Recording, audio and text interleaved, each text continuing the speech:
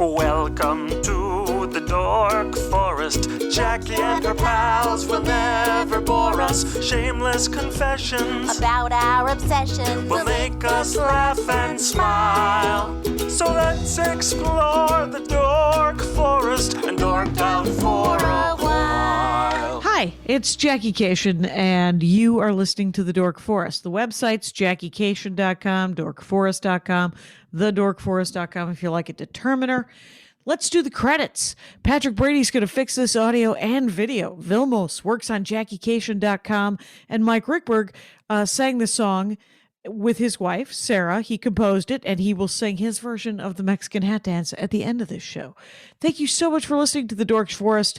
Here's a scoop. I'm doing stand-up online. A lot of Zoom shows will eventually go back on the road. Sign up for my email list. It's easy to get off. It's harder to get on than it is to get off. And no harm, no foul. If ever bored, JackieCation.com, sign up for the email list. You'll find out about my weekly Zoom shows and stand up on the road eventually. You may donate to the show if you would like. I would like. Sure, I would. There's PayPal, Jackie at JackieCation.com, and there is a PayPal button on both DorkForest.com and JackieCation.com. And there's Venmo, if you like Venmo, Jackie-Cation, oddly enough. If you have listened to all of the shows, go to dorkforest.bandcamp.com, I think. The Dork Forest has a Bandcamp page.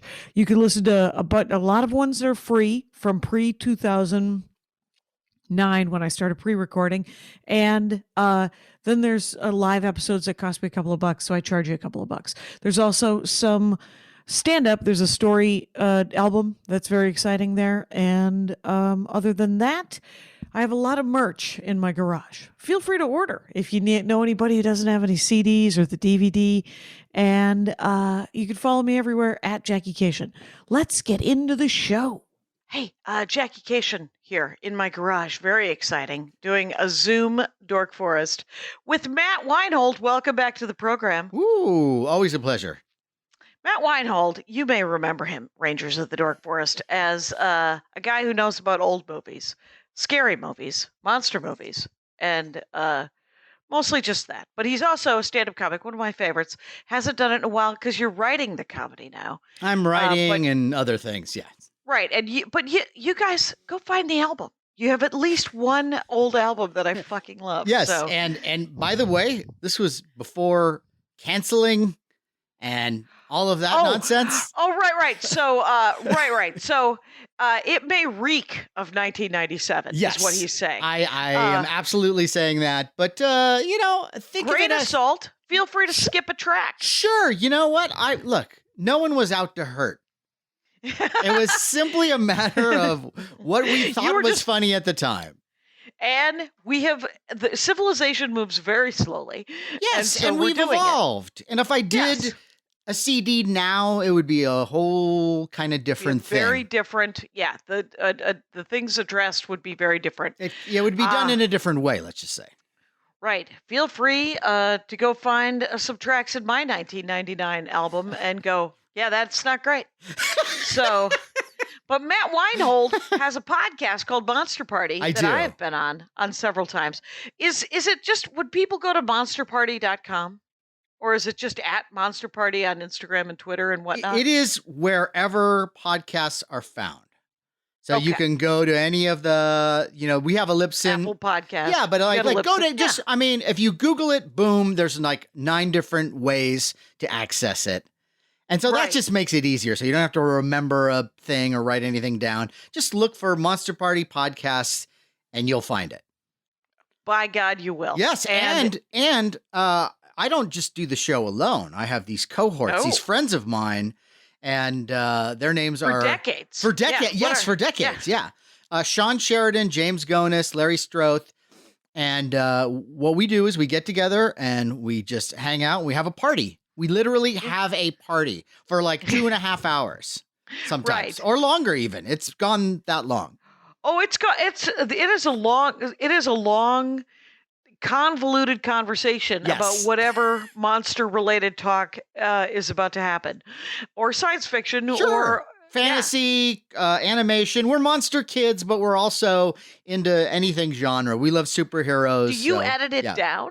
I've always wondered Yes. because I've never listened to an episode, and I've been on Well, 3 times. and who would expect you to? It's their I can't their even listen Ken to this one. Burns length. So yeah, but they're edited down. What we do is we like to just clean things up. Sometimes you'll get maybe somebody who, there's some gaps for whatever Sure. reason where they're trying to think of Lulls. something. Yeah, and I just like to Sure. clean all that stuff up. But for the most part, it really is, the It spirit runs of it is there. and it runs a couple hours, right? Oh, yes. Yeah. Yeah. And So back in the day, before COVID, what we would do, as you know, is we would, ask our guests what kind of drink they would like or what kind of food. We get Yep. food. We'd have dinner before we did this whole thing. Mhm. And then we would have drinks while we're doing the podcast. It was Yep. a party. And it still is. We'd like to think of it as a virtual party. But I guess by the 'cause time you you guys are got it, Zooming. it was Yeah. virtual. Yeah, it was. I've been over to your house a couple of times to do it, but Monster Party super fun, and so every October I think I should get one of those guys, and I believe everyone from that list of co-hosts and yourself have been on the program, That's true. and I don't know. and Was James on there? I believe James has been on, Okay. All right. but if not, James is due. All right. and everybody can come back on. Okay. Because these are diamonds. These are multifaceted dorks, you guys. There are they are many at that. sides. Yes. They have access to other information that we have not yet Yeah. gotten. They've paid their dues. They put in the time. Right, they got on the ground floor of some serious dorkdoms. Big time. And there's closets and lockers shelves and yes, cases and all kinds of things. Yes. But we're going to talk about some fun movies to watch at Halloween, right? You picked a bunch of movies, a bunch of kind of good movies, right? I did, but before we get this going, I hate to turn Yeah. this on you, but I'm just curious Turn 'em because I on know me. that you're not necessarily a huge horror fan. I know you have appreciation. at all. I have actually because of the Dork Forest more appreciated what people. I've done a lot of episodes about horror and monster movies and what people get out of them. And one of the last 2 times, I forget who the guest was, but they actually pointed out that what they really got out of it was that they have a lot of anxiety, and watching a horror film actually helps bleed some of that off. It's true. It really is true. It's cathartic. And, Right, people right. always You're use just the like, oh, roller yeah. coaster analogy, and it's kind of like that. But also, the thing that gets me about horror movies is that they're never given their due. Like, What is their due? well, the fact that people write them off as this kind of lowbrow, lesser art form, when I would say that some of the most intense drama, some of the best acting I've seen in films has come out of horror movies. And Really? Yes, absolutely. I mean, Example. Hereditary, for example. Okay. Everybody in that movie should have won an Oscar. Everybody What year is did great. Hereditary come out? This is When- fairly recent. This is in the 2000s. This is about, I want Okay. to say I don't have it right in front of me, but I know it's like within the past like 6 years or something like that. Then it was Really? followed up. It was Ari Aster is the director, and then he followed it up with Midsommar, which is also both of these movies are very uncomfortable and really, really scary. Yeah. But just so well acted. And I think the stuff of drama, I mean, if you're looking for drama, what Yeah. could be better than a horror movie where your life is at stake? It's not just dealing with Right, your the- relationship and, Right, the stakes are very much right, you higher are than going Homeward to Bound. that guy wants to kill you. Yes. He wants to possess your soul. He wants to do all these horrible things, or she, or it. But I just feel like just now we're starting, like with Get Out, I think we're starting to see a little bit more of an appreciation for what a horror film can do, that it can be metaphor. It can Yeah. attack, social issues and racial issues in this way that we didn't think. Has it always been that way? Have they always done that? Do you think? Well, I think to a certain extent, because there are some horror movies where the idea is just to scare you. Okay. And then there are movies that are like, done from the classics, like Dracula. There's all kinds of subtexts about sex and, religion and control. And it's multi-layered. Okay. But that's true. Yeah. Yeah. Because it is the sexy vampire, and obviously religion's all over it. Sure. And so the messages are, do you think, because I have the same opinion, everything's been sort of dismissed as not classical, right? I mean, science fiction for comic books decades. for sure. Comic books for sure. Romance novels. I mean, all of this stuff that is mass consumed has never been appreciated, and horror has that same thing. Well, and also I think that, when those early Universal films came out, like Dracula and Frankenstein, and you go back and you read some of the early reviews, people always couch them in like, well, for this type of thing, it's really effective and good. And I mean, you watch Bride of Frankenstein, and if you don't come out of that thing thinking that this work is a work of genius from every level, from acting to direction to set decoration to cinematography, it's just gorgeous in every way. And I think that it took people time, because they're always fighting with the idea that because it's scary, I think people want to dismiss it, like, because it really gets to them. It gets to their soft white underbelly. And I don't think people like that at all. Right. No, they're made genuinely uncomfortable. Yeah. And they're like, well, what about, but I mean, when you think about the classics, how many times has Wuthering Heights been recommended to me? And I was like, I can't watch this sad sack dude make terrible life choices over and over again. Different kind of horror. Different kind of horror. But horror movies sometimes do that for me, where I'm just like, why would you go in the basement? Why would you go in the basement? I guess the most horrifying movie would be for me is someone who's made no bad choices. They live defensively, but not overly defensively. They trust, they have a good life, and then for some reason they're still snatched and murdered. Or they're still snatched and tortured, and then they have to fight a bad guy. And that, I think, is a superhero movie, right? I mean, that's what it feels like, where someone has done all the right things, and then there's some weird supervillain who just has more power and gets you. Well, I mean, when you have a monster, it's always a good person. Or, I mean, Halloween, what you just described, Halloween, I think, fits in that mold, because Jamie Lee Curtis in that movie she's so kind of innocent and nice, and she's not looking for trouble. She's not like her slutty friends, She's nice and a polite, good person. And then this thing happened to her. This force comes into her life, and that's the other thing too, is that I know there's been a lot of discussion over the years about how horror movies portray women, and I will say this: just like any other genre, there's not one type of horror movie. There are good horror movies. There are bad horror movies. There are exploitation horror movies. There are horror movies that are too over the top or are just plain awful. But when you take a movie like Halloween, where you have the female protagonist who you would see as maybe someone who is not at all equipped to deal with this situation. Yeah. And she's kicking ass. And smart, and, all the things that you learned about her character are being put into play, and she's protecting these little kids.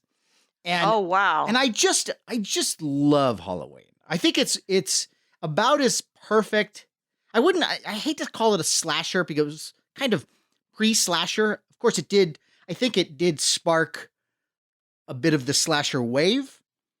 But, because Halloween is about a mass murderer, right? Well, it's about a kid, Michael Myers, who, This could be a spoiler thing, but I think Halloween was made in the 12th century. Right. So get over That's how I feel too when we're on our podcast. It's like, my friend Larry will go, "Oh, well, don't tell him." I'm like, look, come on.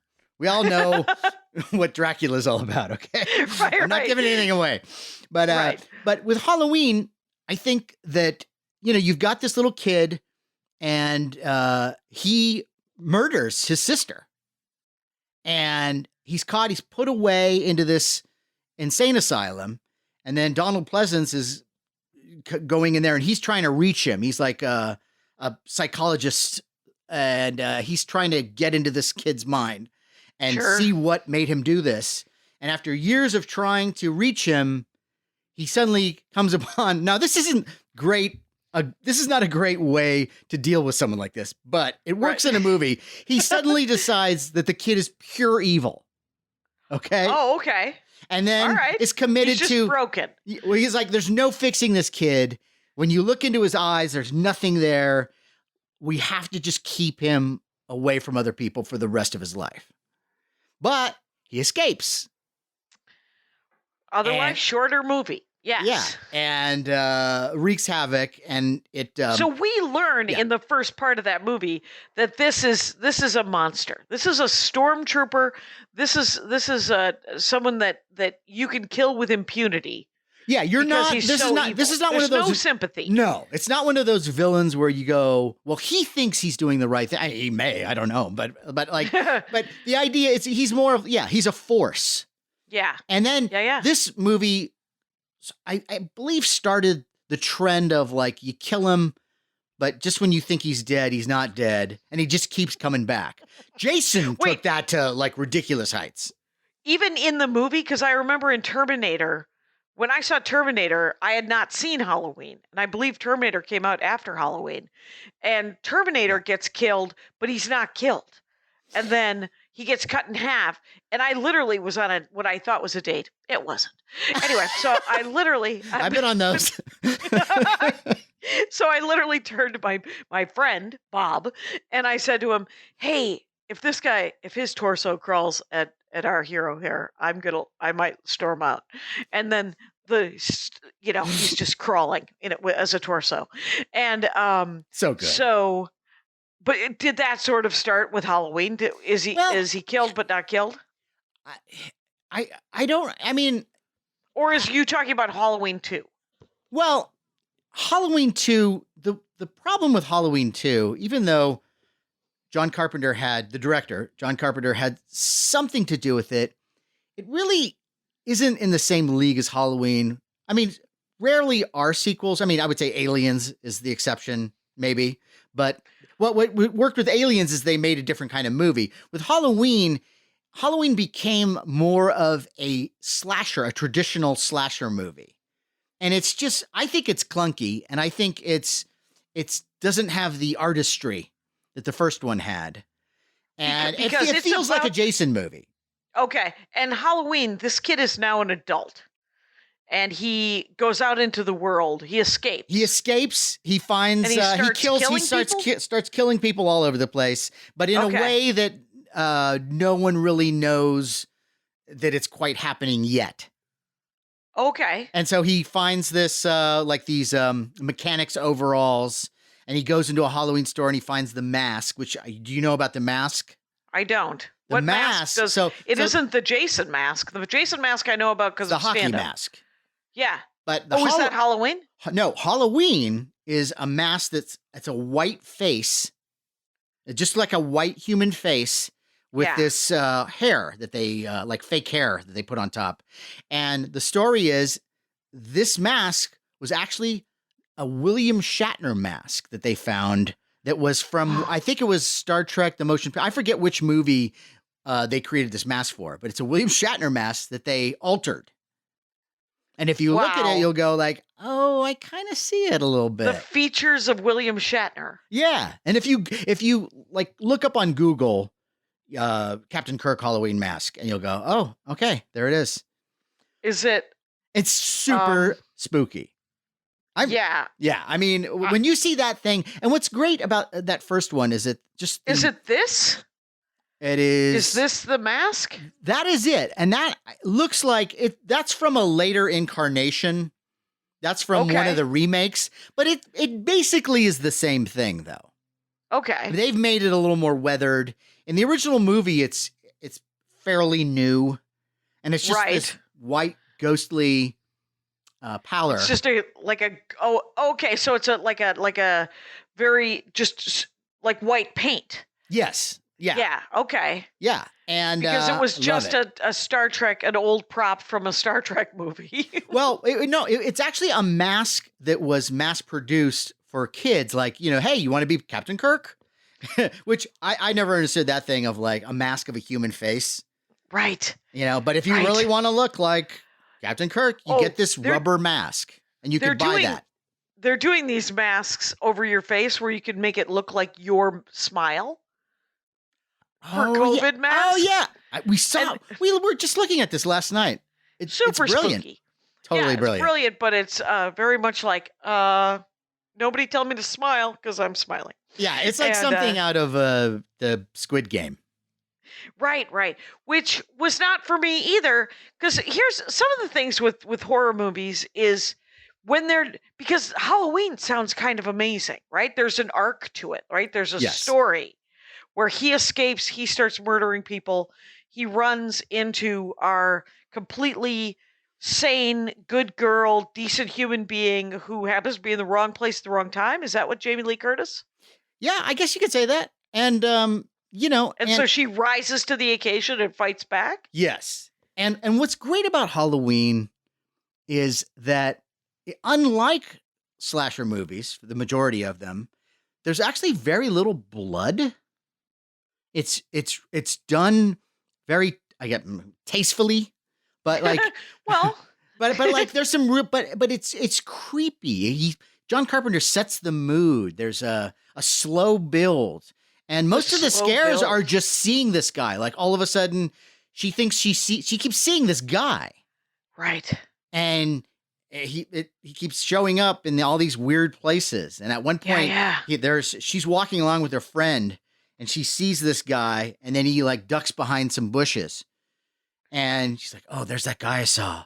And so her brassy friend, goes over there and, "Hey, jerk, come on out." And then there's nobody there.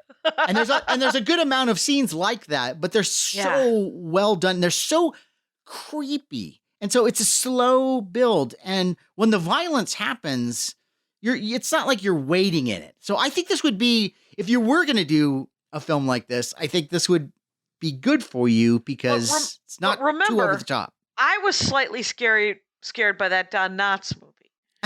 So another great Halloween movie, by the way. I bought that DVD because of so good. Ghost and Mr. Chicken, everybody. Ghost and Mr. Chicken.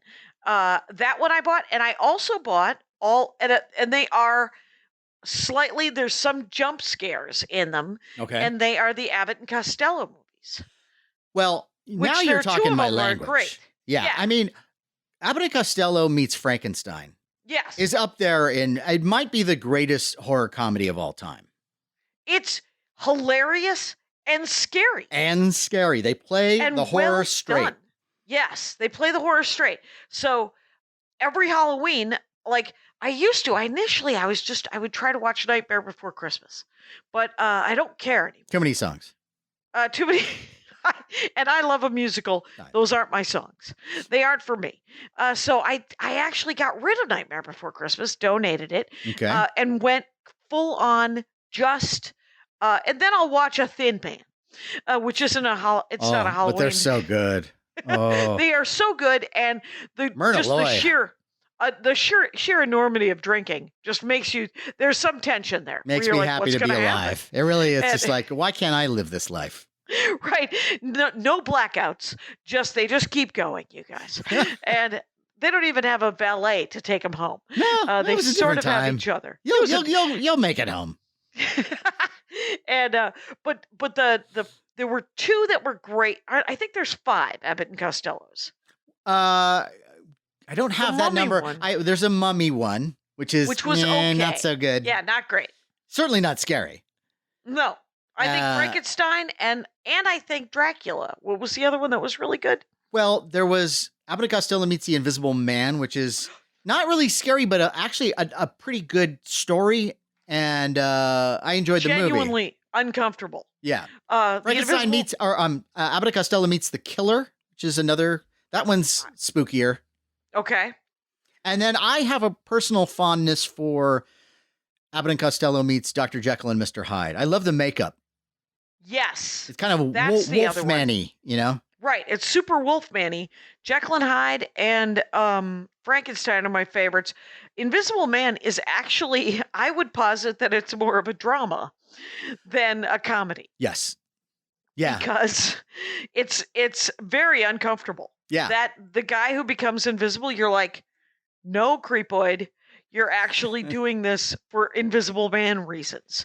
The original, And they're like, never book. good. They are not good. They're nobody's ever chosen. They're like, you know what I really want to do, and whether it's some people are like, I want to overhear things. You're like, you're never going to hear anything good, not about yourself anyway. Well, you've And- read the League of Extraordinary Gentlemen. Yes. So, and that Invisible Man, ooh, Oh my God, with the that's a bad yeah, dude. that is not a good person. No. He is. It is. Somebody recommended some book where it was it must have started out as fan fiction. As all good things because- do. As all media not and I was almost said something relatively sweeping, but but it was this book about a guy who could control time travel, and what he used it for was to pause the world and give women orgasms. That And you're sounds like- like fan fiction. That sounds like a real, like, porny, this Yes, is what I that would is- do with it. Mhm. Doing the Lord's work, and you're like, no, you should learn how to do that in real time, brother. And then you Be wouldn't more have to. rewarding. Right. You'd get credit for it. The fact that you don't want credit for it, kind of creepy. And so my friend who recommended this book, I was like, this is an interesting glimpse into your sexual fantasies. And I was like, all right, we all. Oh my God. Then half the movies, look, there's so many films that I enjoy Yeah. and there are ones that are disturbing and uncomfortable and maybe even go into a really not so nice place.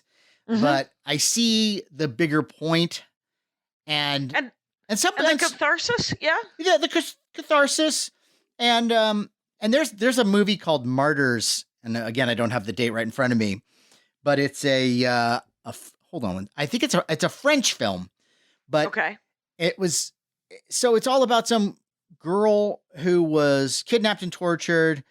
She goes back when she's older to find the people who did it, and I don't want to give too much away, but she's like, her and her friend are sucked into this weird, horrible world. And this could be described as torture porn, Yep. but it's not. There is a Okay. lot of torture in it, but that's not the point of it. The point of why the torture is happening is actually really clever.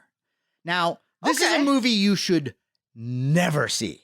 Oh, It would destroy you. It's right. it's I don't. horrible. I don't need something to eat me from the inside. No. And But for someone who I don't have a line to cross. right. I enjoyed this because I thought where it went was like, Yeah. man, I did not expect this. Right. And so I love that. I like to make a horror movie that genuinely surprises you. I would rather be in a horror movie than watch a horror movie. I Well- would rather have a horrible thing happen to me than to watch a horror movie. I don't know. Do you know why? Because there's more. I feel like there's more agency. Like I have a better chance. Like when terrible things have happened to me, Yeah. me responding to them. When mediocre bad things happen to me, by the way, I have a hard time taking the reins. But when something truly terrible happens to me, Okay. I tend to rise to the occasion and take the reins back. But when something is just middling, like someone is just vaguely rude to me repeatedly, that's not torture.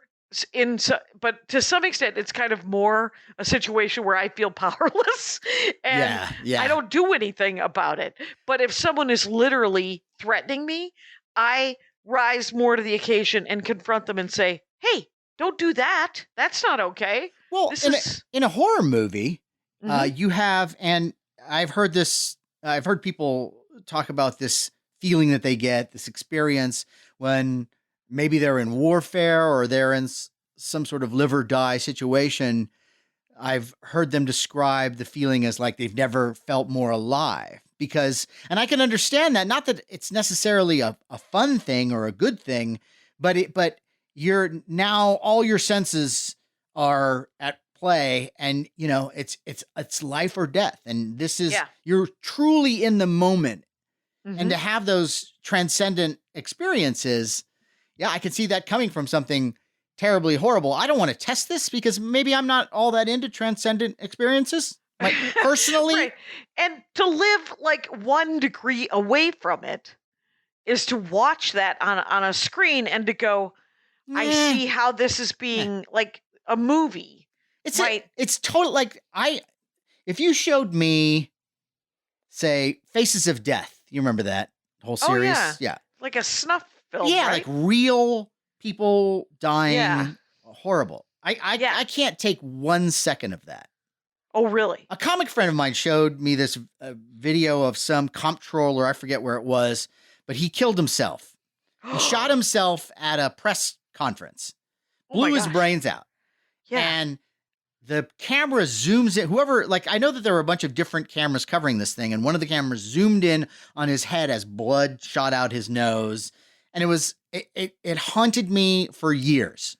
Right. It's that still I don't effects. like. That is you don't want fake horror. Yes, I want fake horror. Yes. But even with fake horror, see, here's another thing that people don't realize about horror movies, and that is that horror movies teach you things. And I think I might have avoided some scrapes and bad situations in my life because I watched horror movies. You watch a horror movie, you go like, don't go with that guy. When that guy sends you the note, says, hey, come here because I've got this going on. Don't do it. Don't go. Look behind you. Look behind you. Be aware of your surroundings. I don't know how many times I look behind me.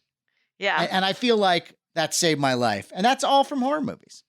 That's for more. That's like one of those things where you hear about people yelling at the screen. Don't go in the basement. Right, yeah. Don't part ways. Don't break up the party, which is something you can learn from Dungeons and Dragons. Never break up the party. I would say that's situational, though. Oh, yeah? Yeah, because there are some times where the party... See, I have a deep distrust of groups. Okay. I think you get into a group of people who aren't so great and they'll just get you killed. I've been on some camping trips where I was like, oh no, you're going to kill us all. I did not see that coming. Yeah. I didn't know you had gone camping. I maybe 3 times. With bad That's why choices. I don't camp. Yeah. That's why I don't go camping. Terrible. And so at least when you're by yourself in certain circumstances, you're calling the shots. True. That is true. It's every time I've left there. I have several stories that end, and then I wasn't killed. Because I need to hear all of them. Well, because famously, like one I think is on an album. It's just where I was at a bar and I was bored. I was staying with my sister, and it was boring. So I went to look to play video games and have a beer in the middle of the afternoon. And then all of a sudden, it was 11 o'clock at night, and I was still at this bar. And I had made friends with the career drunks at the bar. And so one of them was an older guy, 70s. And so this is easily 30 years ago, by the way. Okay. And so it's 11 o'clock, and he's like, "Hey, I'm going to another bar. You wanna come with me?" And I'm like, "Yeah." Yeah. And so we get into his Cadillac, and I drive into the night with some dude in his car, and we go to another bar, and I don't know where I am in Milwaukee, and I'm starting to become enormously drunk. And so then it's 2 a.m, and he's like, "Do you want to, do you," and he Go back to his place? Yeah, go back to his place. He's like, and he's got, of course, the sad stack story about how long it's been and how he's sad and hasn't gotten laid in a long time. And I remember I was 23, and I thought to myself, I could fuck this guy. It's not going to kill me. And you know what? You're just good people. Well, and I think some people are horrified. I think it was because I don't. But the thing is, I put my hand on his leg in the car. Okay. I had no time, and here's the punchline. At no time did I touch the little soldier from the big war. Got it. And he came in that moment because it had been, he was so And the weirdest thing about this story, Fantastic. the weirdest thing about this story is that then he was like, I'll drive you home now, but I have to go back to my place because I have to change my pants. And so we stop off at his apartment so he goes into the other room, and I don't know if you know this about me, but if there is no reason, the same reason at 3 p.m. I left my sister's house, I left this guy's apartment because I was bored. And so I walk out into the night. It's 3 o'clock in the morning, and I don't know where I am in Milwaukee. And I walk around. I run into, he was a grad student from, I believe, Somalia. I had sex with that guy. It isn't that, and then I wasn't killed, you guys. So That is, all I can say is that's badass. that, you know what that is? Lucky son of a bitch is But- what it is. But Jackie, look, as comedians on the road, like that's a great story because that's like we all did that. Everybody had that situation where, and this Made could a be weird- maybe a good premise for a horror film. The comic who's in town, who does the show. After the show, the people come up to him and say, "Hey, we thought you were great, and we're going to a party. You want to come?" And you're like, "Well, I got Does- nothing better to do." You never think of like maybe they're going to take me someplace and kill me, or that they're going to take me someplace and actually take me to a party, but then I'm going to lose track of them, and then I won't know where I am, how to Or get how to home. get- Right. And this was in the late 80s. Of course it So was. there's no Uber, there's no Lyft. No. There's A cab? Come on, forget it. in Milwaukee, good luck. No. And but the weirdest thing was, is there not a horror movie based on that premise? If there is, I have not heard of it. But I Because think that could be done. yeah, because I, as you were saying, the times where I should have been killed. Yeah. I don't know how many times where all of a sudden, like, so I go with the people, we're going to the party, and then the guy and his girlfriend start an argument with each other, and then Yep. they're yelling at each other, and then someone throws a punch, and like, Mhm. oh my God, what am I? Where am I? How do I- Why did I do this? And so, I mean, it's led to one of I've got these 3 rules of life, which is when you go someplace, Yep. always bring a coat or some sort of extra covering. Always have $40 in cash, Okay. and always bring your car. Oh, drive separately. Drive separately if there's If at all possible. if at all possible. Yes. Right. In the Cation family, we, as youngest of 6 over here, we always drive separately so that when the inevitable fight happens, you can throw down $12 just for your pasta, no tip. You leave the tip for them to cover, and then you storm out. I want to and be you a have- fly on the wall. It's one of the last times it happens was many years ago. My brother Russ stormed out, and his girlfriend, who is now his wife, but his girlfriend at the time, literally looked around the table and said, "Will one of you give me a ride home?" And yes, Stuff yes, of we drama. will. Yes, and better now. That's good. My brother Phil calls it a Cation-like moment. Whenever anybody said, "Oh, we came close to a Cation-like moment there," but then And we this come is back as close Yeah. as you want to really get, I think, to real life horror. Like that's right. this arena right there. That's enough for me. Like I don't want to have a transcendent moment. I don't want to be more alive than I've ever felt. I'm fine with that. Right. I'll this watch it on TV. Right. So, but the difference between horror movies and like open water considered a horror movie? Oh yeah, of course. Because I was horrified. I was like, I would rather Definitely a horror be movie. killed by the process of open water than to have to sit through open water. Well, I completely get that. And that's Yeah. a movie that I don't think I would ever want to watch again. But I did enjoy it. I did think it was just really well done and scary. They built the tension incredibly well, Yeah. right? I mean, Yeah. Jaws is a horror movie, but it's Mhm. also an action movie. Yeah. And it clings to your standard structure of an action movie with a happy ending and all that kind of Right. thing. And Whereas, luckily, yeah. yeah. and I was just saying, like, whereas, I do enjoy a movie that's got the downbeat ending. Like, as long as it's fucked up, And it makes sense. and that makes it's sense, a downbeat. and is scary, and is genuinely chills me. Is there? So what you're saying is that there's a horror movie or a scary movie, that ends poorly for the heroes, like essentially them. our anti-hero wins, or the bad guy wins. Cabin in the Woods. How about that one? You ever see that? No, was that Joss Whedon? Yes. It's Okay. Brilliant. It's great. And it plays on a lot of the tropes of various horror movies. Mhm. And it's almost a science fiction movie in a weird way as well. But it does involve horror. It's Lovecraftian Okay. in many ways. And It's got a crack. It's got a kraken, or it has like a Cthulhu-y? it's got a creature.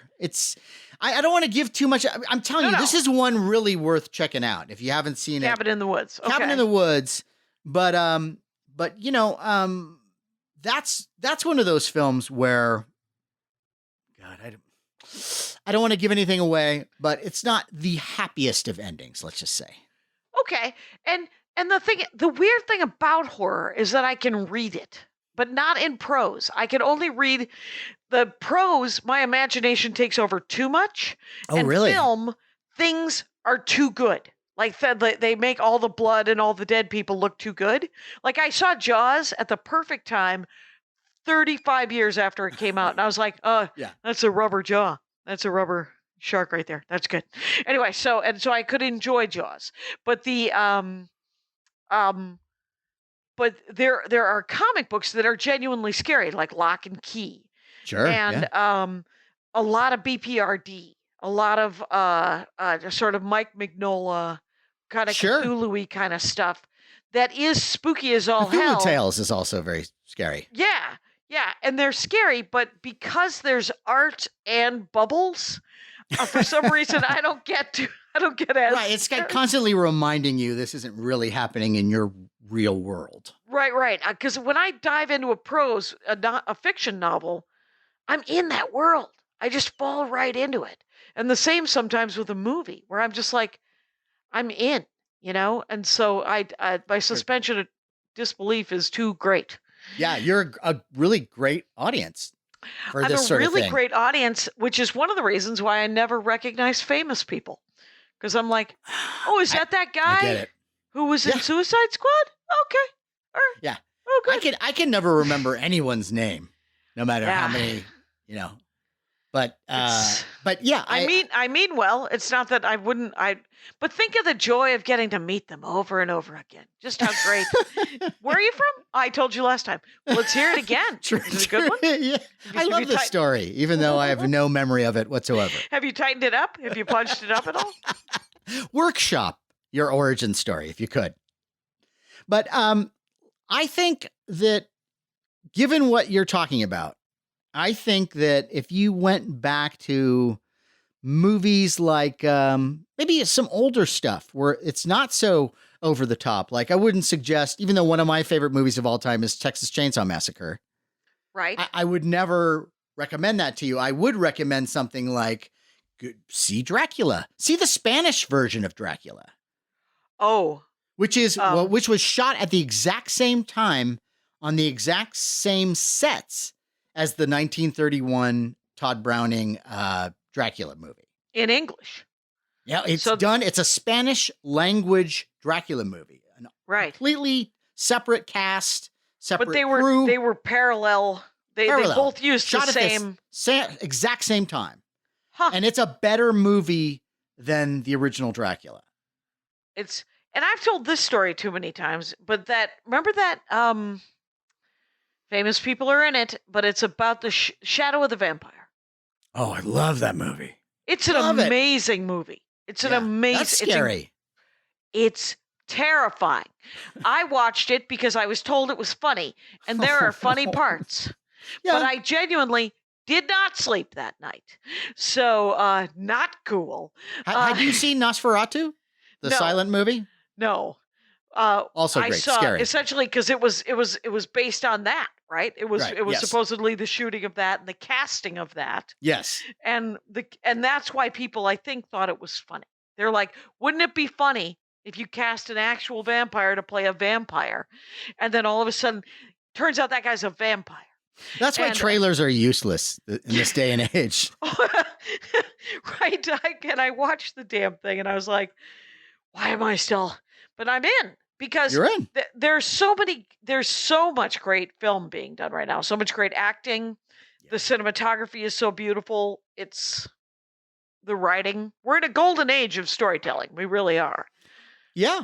You know what you might enjoy? There was this producer named Val Lewton, and this is, he made films around the time of like, you know, in the 40s where Universal was doing their thing.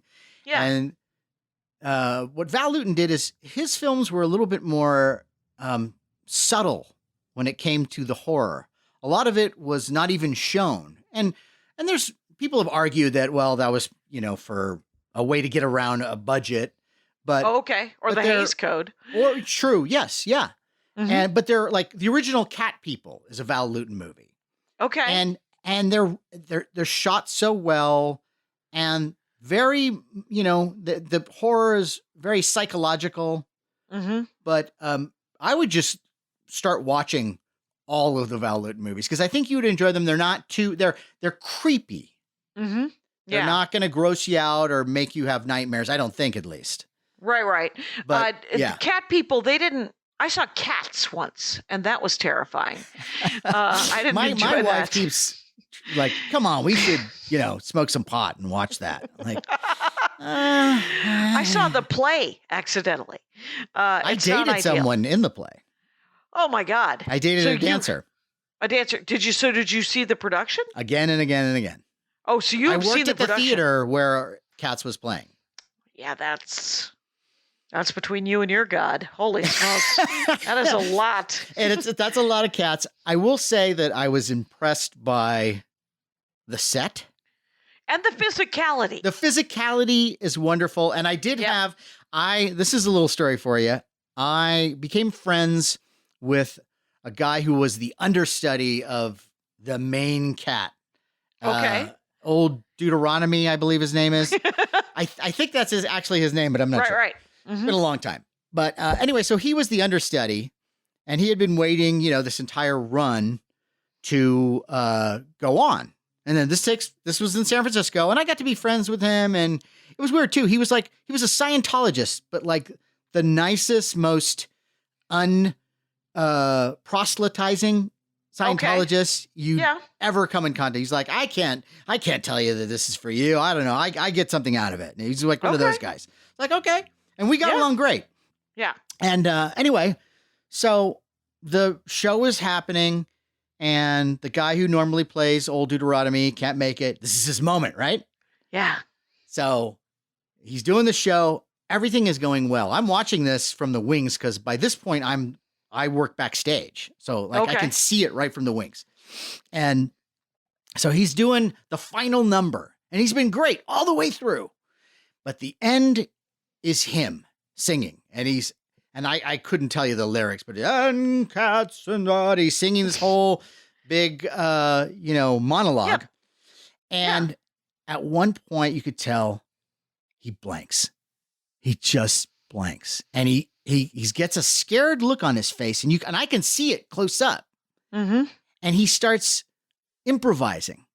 So he's like, and he keeps repeating words over again. So he's like, and cats and more than cats and gradually everybody in the cast just like gets a weird look on their face too. And just kind of like sneaking a look at him like, you okay? Are you having a breakdown? Is this a heart attack? What's happening?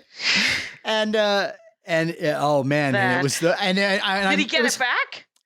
Not really. I think at the very end, he was able to remember like the last 3 lines of the song Yeah. to close it out. Right. But it was funny, but it was also like, oh, dude. That's brutal. That's brutal. Yeah. And his one shot, Yeah. And the next day, he was also a really funny cartoonist. And so he did this cartoon and he called it The Maiming of Cats because it's the naming of cats. Yeah. But anyway, I was just like, there's your horror right there. There's right. I don't know how many nightmares I've had with that scenario. Right. The blanking out. It's that is brutal. I've never had it on stage until I did Last Comic Standing. And for some reason, after Last Comic Standing, I have had rare but recurring episodes of stage fright. Is that right? Yeah, oh, I've had them. I've totally had them. Yeah. I had one where I had I left my body. Like I was horrible time in my life, and I just went bye-bye. Because everyone should know that I am talking with Matt Weinhold, and Matt Weinhold, with 3 other gentlemen, has a beautiful podcast called Monster Party. Correct. And if you look up Monster Party podcast, I'm going to find it, put it in the notes, of course. But they talk monsters and sci-fi and all good things, and it's a party, you guys. It is a party, and so come and join the party. Join the party. That's it. So what would you we're in the last 10 minutes here. What would you recommend for because these are some great recommendations for Halloween that maybe people haven't seen or haven't seen in a while, Well, I mean, in sort of our modern age, I don't know how many movies make it through to what most people watch their movies on. I know if you're a big fan of like Turner Classic Movies, you're going to be okay. But I would, of Hammer Horror, right? No. Hammer was the studio in England, and they were the ones who did, they took all the Universal monsters and did their own scary, sexy color versions of it. So the Christopher Lee as Dracula, he played Dracula. Yeah. Okay. So that was Hammer. Okay. And so they did that movie, and then they did before that. I think the first one was the first of these Universal type films was The Curse of Frankenstein, and so they're updated. The blood is like this. It's not like any real blood you've seen in movies. It's this bright red blood. Oh, it works. That cartoonish Doris Day kind of colors. Yeah, those bright yes, palette. very Technicolor kind of pizzazz blood. And I love all of the horror movies. Just go through Hammer Horror's catalog. Okay. And anything with Christopher Lee and Peter Cushing is going to be good. I mean, there's one that so they did Horror of Dracula, which was called Dracula in 1958. And that was the one with Christopher Lee. And then Peter Cushing is Van Helsing. And then after that movie, Christopher Lee didn't want to do anymore. So for a bunch of years, they did movies the sequel to that Dracula movie was called Brides of Dracula, which is not even really a sequel. It's it has an entirely different vampire. Yeah. But I would say in a lot of ways, I kind of enjoy it more than that first Dracula film because it's like they threw the kitchen sink of your classic horror immediately, somebody rising out of a graveyard and the sexy vampires. And it's well done. And it's one that people don't often think about when they think, because most people think that if they know of the Christopher Lee Dracula, they think that he just did all of them and they were all back to back. But no, he took a break. And so a lot of those films in between when he was doing the break are quite interesting. Okay. There's a movie called the whole Kiss. catalog. The whole catalog is Kiss of the Vampire. This is one that was done during that time. And in this, normally in a vampire movie, they get someone that has all the Christian iconography, who has a crucifix and holy water and all that. And that's how he fights the vampire. In this one, somebody uses black magic to fight black magic. Ooh. See? Ooh. Interesting. Yeah, that's a nice twist. Yeah. Yeah. So, I mean, any of those are great. There's one movie I really would like to recommend as an H.P. Lovecraft fan. Okay. And this is a 2005 silent film, an adaptation of The Call of Cthulhu. The movie is called The Call of Cthulhu. Okay. And this is a movie that people thought could never be made because H.P. Lovecraft's storytelling can be problematic. It doesn't necessarily follow the same structure as most narrative tales do. It's not linear, or It's kind of all over the place. okay. But in this movie, the way making it this silent film puts it in this different world, and they do some nice things where you have some characters to follow, but it's done like a silent film, and most of it was done on sound stages, and they use kind of old timey effects to, like, there's a scene where there's a ship on the ocean, and they create this fake ocean. Oh wow! With, like, gels and stuff, and it just it looks phony but great, Okay. Yeah. Yeah. And then Cthulhu shows up, stop motion, Stop motion. Oh, that's cool. yeah, and it's terrific. Yeah. And I think it's probably that's a labor of love, is what that is. no, and these guys who Sean Branney and Andrew Lehman are part of this H.P. Lovecraft Historical Society. So they're big Okay. Lovecraft fans, and they just put their heart and soul into this thing, and it really shows. And I still think to this day, I would say it's the best Lovecraft movie that's ever been done. Okay. And All right. I love all the Stuart Gordon stuff like Reanimator, but those are more, they have kind of a satirical edge to them. Okay. Whereas, Is this thing played this is straight? totally straight, totally Huh. straight. Interesting. Yeah. Black That's- and white. Yeah. And they really did an amazing job of capturing the feel of a 20s era silent film. Silent film of some guy who, I mean, the weird thing about Lovecraft is that he's almost, for me, almost impossible to read. And just because it's such a mess. It's like learning a language. Well, I have the same problem with Philip K. Dick. And but I will say this is those who have powered through and then written scripts from it, and the stories that have come from Cthulhu, much like Philip K. Dick, those stories are amazing. Those movies. I mean, even I think it wasn't Ben Stiller. It was who was in Paycheck? Ben Affleck.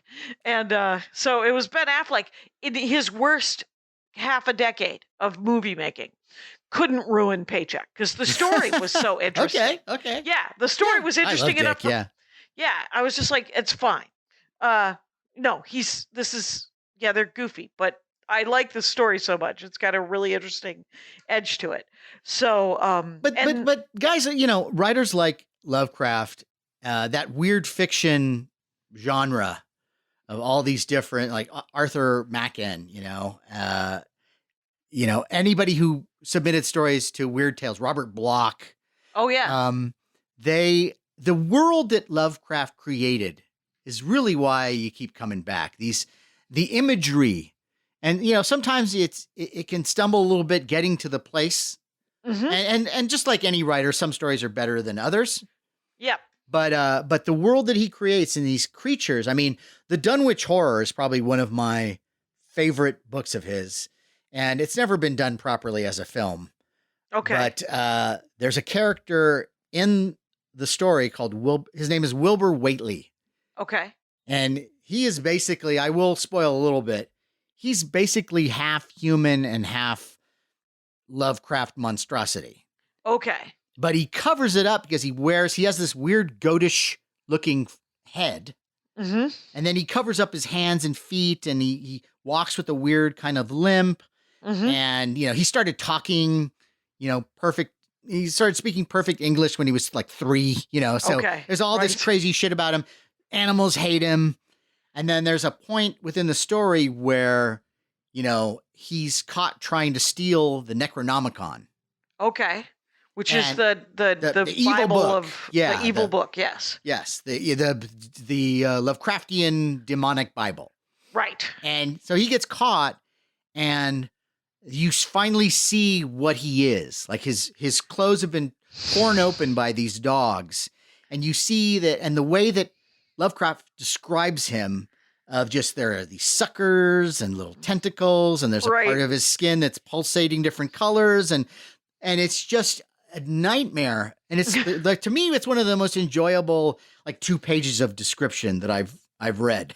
Right. It's so much. I mean, I will say that about it. It's so much better than. It's like we're trying to read Zane Grey describe the mountains in 1860, and you're like, it's very purple. Okay, Yeah, sage. no, I get it. Okay, and It's a beautiful day. I understand. It's great. Is there going to be a lone guy who's going to help some lady or a kid with a gun? Anything that going to happen, cowboy dude? Anyway, so but I will.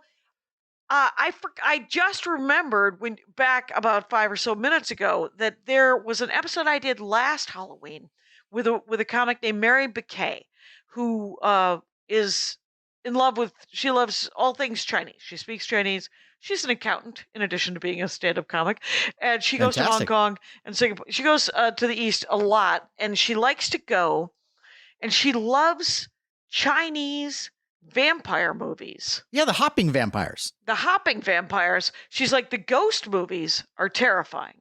The hopping vampires are hilarious. Yeah, it's great. And so those are, we ended up watching one of those last Halloween. And it didn't make any sense. Mr. Vampire? Is that the one? I don't know. They have to bring the body of the hopping vampire. The monk has defeated him, but everybody keeps reopening the box and he keeps jumping out again. So it might be to, Mr. Vampire. It Yeah. might be. And Here's one you'll like. Here's a great one. So you know who Sammo Hung is? Nope. Sammo Hung was he was like a contemporary of Jackie Chan. Yep. I think he had a TV show that I think was called Martial Law, maybe. Oh, okay. But Sammo Hung he went to like the Peking Opera School, which was really tough, and how they learned how to do all these incredible stunts along with Jackie Chan. And so he does a lot of comedic martial arts movies. He's done quite a few. Yeah. And there's one called Spooky Encounters. Ooh. And it's Sammo Hung against, supernatural madness. So that includes hopping vampires and all kinds of other stuff. And that one's just tremendous fun. Just a delight to watch. Spooky Encounters. You can find that pretty easily. That's the one that we watched was on YouTube.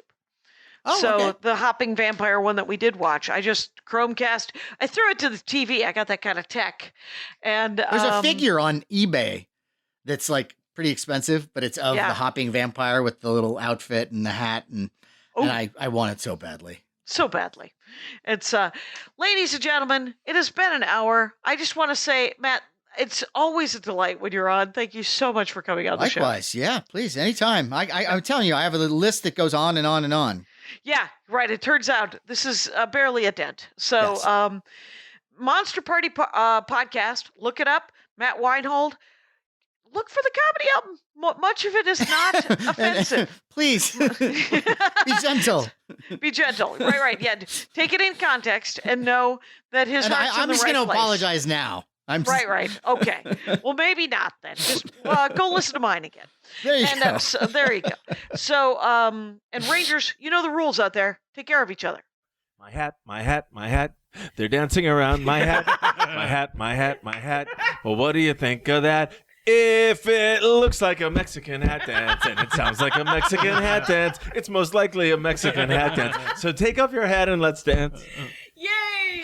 Oh my God. Why don't we just call that as the end of the show?